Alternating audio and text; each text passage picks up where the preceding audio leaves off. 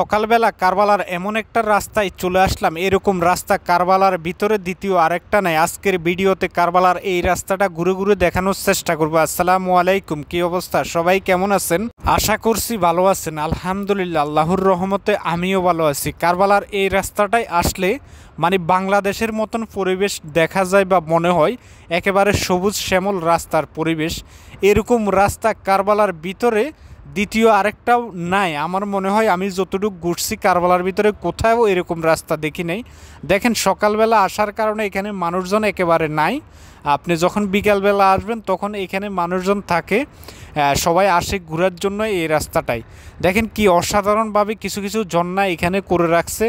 অনেক সুন্দরভাবে এই রাস্তাটা ডিজাইন করা হয়েছে। দেখেন, এটা হলো হজরতে ইমাম হুসেন রাদিয়াল্লাহু আনহুর রওজা শরীফ, যেই ঘরটার ভিতরে ওই ঘরটার উপরের ডিজাইনটা দেখেই মনে হয় এই ঝর্ণাটা নকল করে করা হয়েছে। দেখেন এই ঝর্ণাটা কি অসাধারণ। ঝর্ণার পাশের রাস্তাগুলোই দেখেন, এখানে গ্লাস লাগাই রাখা হয়েছে। অন্য দিক থেকে গাড়ি আসলে এই গ্লাসটার ভিতরে দেখা যায়, ওইভাবে এই গ্লাসটা লাগানো হয়েছে। এই রাস্তাটা কি অসাধারণভাবে সাজানো হয়েছে, এটা বলার আর ভাষা নাই।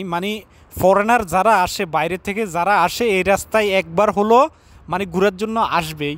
তো ওইভাবে এই রাস্তাটা করা হয়েছে। এখানে কিন্তু পুলিশ গার্ড আছে, ওই ধরনের কোনো বিশৃঙ্খলা নাই। বাংলাদেশের মতন গাছের চিপাই চাপাই পার্কে ওই ধরনের কিছু এখানে চলে না। এখানে জায়গায় জায়গায়, প্রত্যেকটা জায়গায় জায়গায় পুলিশ প্রশাসনিক লোকসকল বসা আছে। হয়তো এখন দেখা যাইতেছে না সকালবেলার কারণে, বিকেলবেলা ঠিকই চেক দেয়, এখানে পুলিশ থাকে।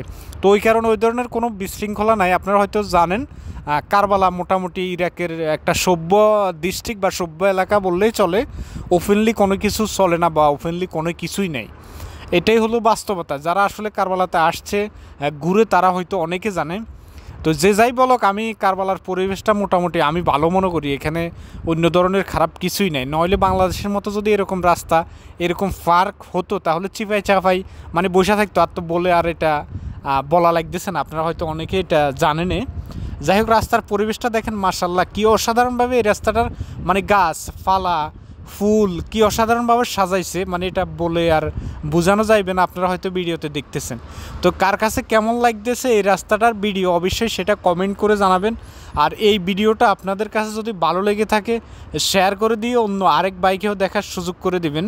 মাশাআল্লাহ, দেখেন মরুভূমির দেশেও এরকম যে গাছ হয়, আপনি যদি নিজ চোখে না দেখেন তাহলে কখনো বুঝতে পারবেন না।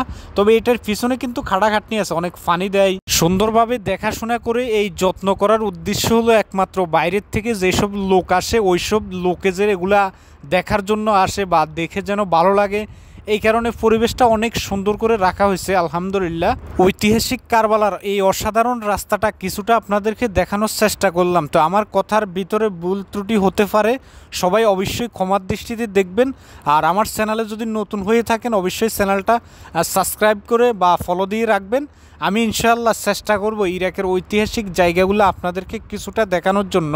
তো আজকের জন্য এই পর্যন্ত, দেখা হবে ইনশাআল্লাহ নতুন কোনো ভিডিওতে। সবাই ভালো থাকবেন, আল্লাহ হাফেজ।